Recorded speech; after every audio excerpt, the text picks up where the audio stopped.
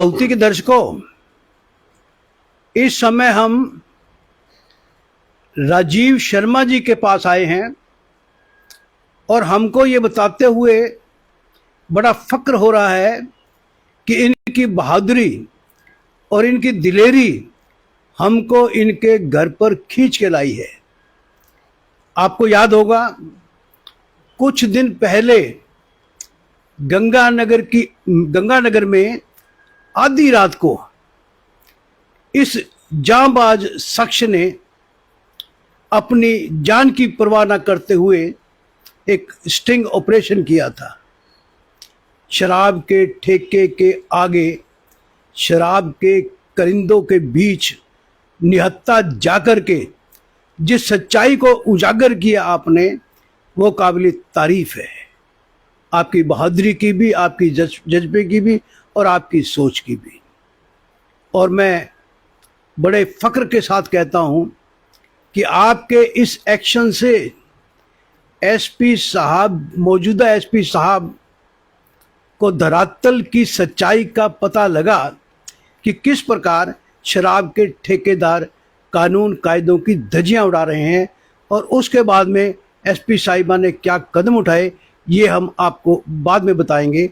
सबसे पहले हम कुछ सवाल करेंगे राजीव जी से। नमस्कार सर। नमस्कार दीनानाथ जी, और आहुति के दर्शकों, प्यारे शहरवासियों, जिलावासियों, बड़े बुजुर्गों को प्रणाम, चरण स्पर्श।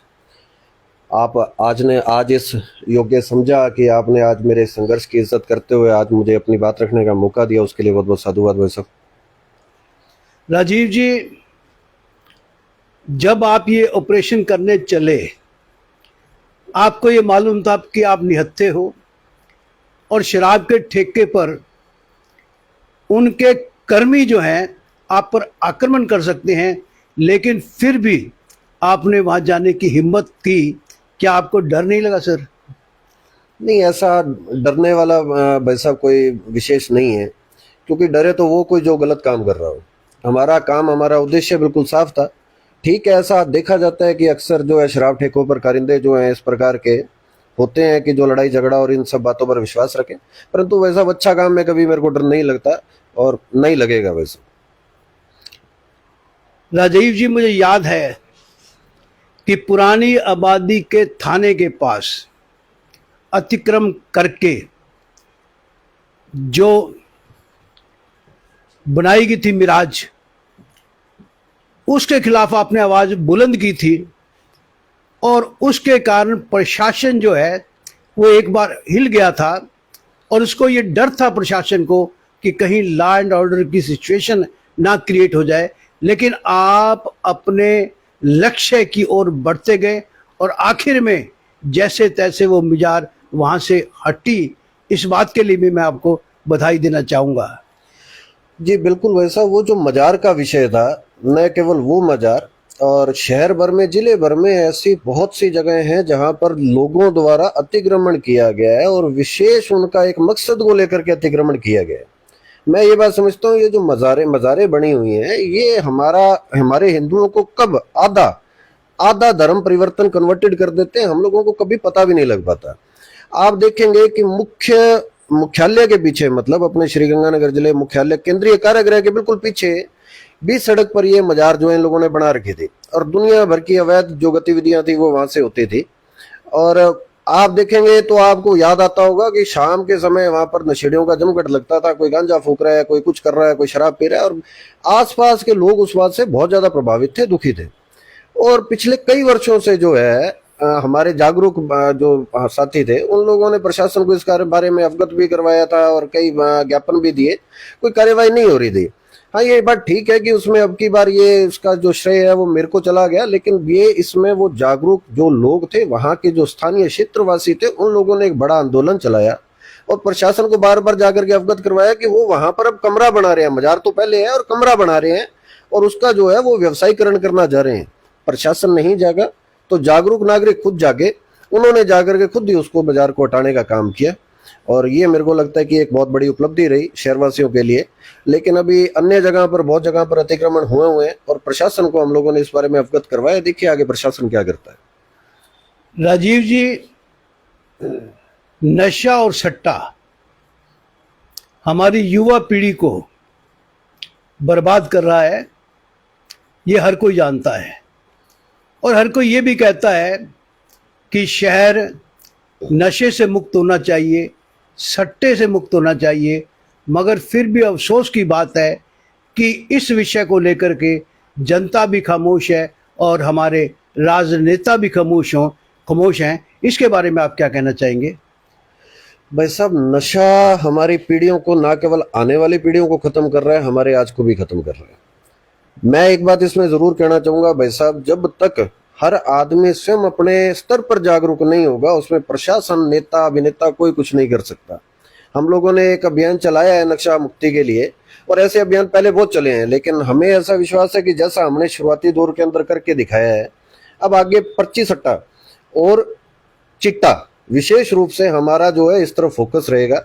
अब मेरा एक आग्रह रहेगा मेरे शहरवासियों से कि आप इस अभियान में मेरी मदद करें। माफ कीजिएगा, मैं शब्द वापस लेता हूं, मेरी मदद ना करें, आप स्वयं की मदद करें, अपने परिवार की मदद करें, जागरूक हो जाएं और हर क्षेत्र में अपने गली मोहल्ले के अंदर एक्टिव होकर के ध्यान रखें कि कहीं मेरे पड़ोस में कोई नशा बिक रहा है क्या।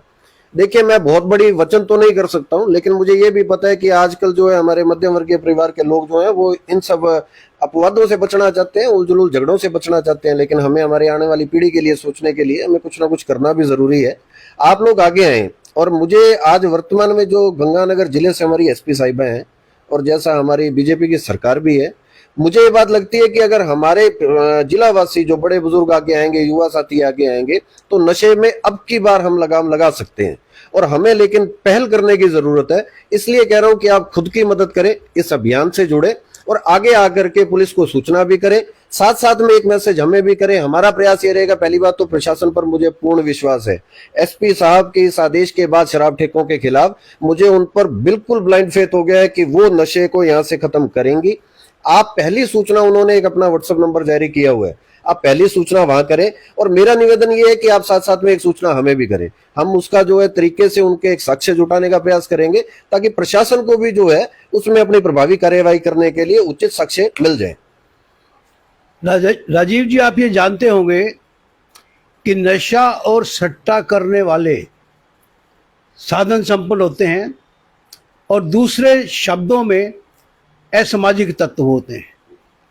आप उनकी बिल में घुसकर जिस प्रकार से आक्रमण कर रहे हैं, क्या उससे आपके दुश्मनों की संख्या लगातार बढ़ती नहीं जा रही है? बिल्कुल वैसा बढ़ती जा रही है, बढ़ने की हमें कोई परवाह नहीं है। देखिए, मैं एक बात आपको स्पष्ट कर देता हूँ कि एक बड़ी बहुचर्चित फिल्म आई थी और उसमें एक डायलॉग था बड़ा शानदार सा कि शरीफ आदमी से बड़ा बदमाश कोई नहीं होता। हम ठीक है, आप हमारे बच्चों को, हमारी पीढ़ियों को मारने का प्रयास कर रहे हैं, हम आपको रोक रहे हैं और अभी आप हमसे दुश्मनी करोगे। दुश्मन तो आप पहले हमारी नजरों में हमारे हो चुके हैं और मैं ये समझता हूं कि ऐसा कोई भी दुश्मन आएगा तो दुश्मनी का मजा आएगा। लेकिन बात यह है कि चिट्टा और नशे के कारोबार को यहां से खत्म करना ही है, करके ही रहेंगे। ऐसे दुश्मनों का स्वागत है अगर कोई दुश्मनी करना चाहे तो। आहुति के दर्शकों, राजीव शर्मा जी, इनके जज्बे और इनके हौसले को मैं सलाम करना चाहता हूं। हिंदूवादी विचारधारा के हैं और जुल्म के खिलाफ, अत्याचार के खिलाफ, अन्याय के खिलाफ लड़ना इनकी फितरत है। मैं एक लंबे समय से इनको देख रहा हूं, कोई ना कोई मिशन लेकर के ये मैदान में उतरते हैं और हर बार कामयाब रहते हैं। हमारी शुभकामना है आपके साथ और हम इस बात का विश्वास दिलाते हैं कि आपके इन कदमों के खिलाफ हर प्रकार का हम साथ देंगे, आपको हर प्रकार का सहयोग देंगे। नमस्कार।